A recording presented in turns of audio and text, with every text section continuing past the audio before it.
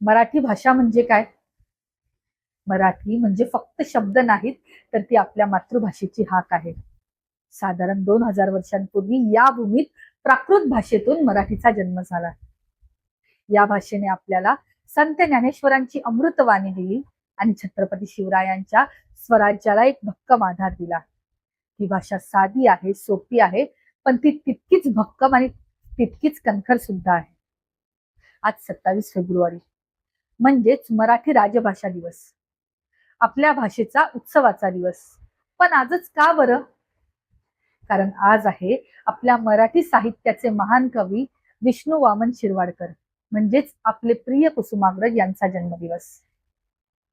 कुसुमाग्रजांच्या समृद्ध साहित्याने मराठीला नवीन ओळख दिली.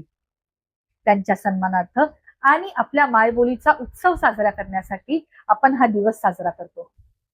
मराठी भाषेबद्दल आदर, अभिमान आणि कृतज्ञता व्यक्त करण्याचा हा दिवस आहे. आजच्या जगात विविध भाषा शिकणं गरजेचं आहे, पण स्वतःची मातृभाषा विसरणं ते परवडणार नाही.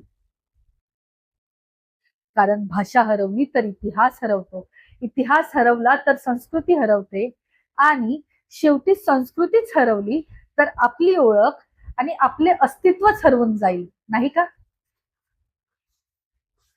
म्हणूनच आजच्या दिवशी फक्त शुभेच्छा देऊ नका, तर अभिमानाने मराठीत बोला, मराठी वाचा. भाषा टिकवणं ही आता आपली जबाबदारी आहे आणि आपल्या भाषेचा अभिजात वारसा पुढच्या पिढीपर्यंत पोहोचवणं हे आपलंच कर्तव्य आहे, नाही का? शेवटी मी एवढेच म्हणू इच्छिते, लाभले आम्हास भाग्य बोलतो मराठी, जाहलो खरेच धन्य ऐकतो Marathi.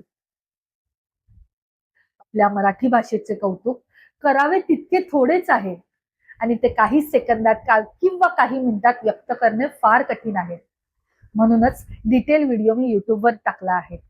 Life in friends by Ruchika चॅनलवर जाऊन तो व्हिडिओ बघा, लाईक करा आणि चॅनलला नक्की सबस्क्राईब देखील करा. मराठी राजभाषा दिनाच्या तुम्हा सर्वांना खूप खूप खूप शुभेच्छा. जय हिंद, जय महाराष्ट्र.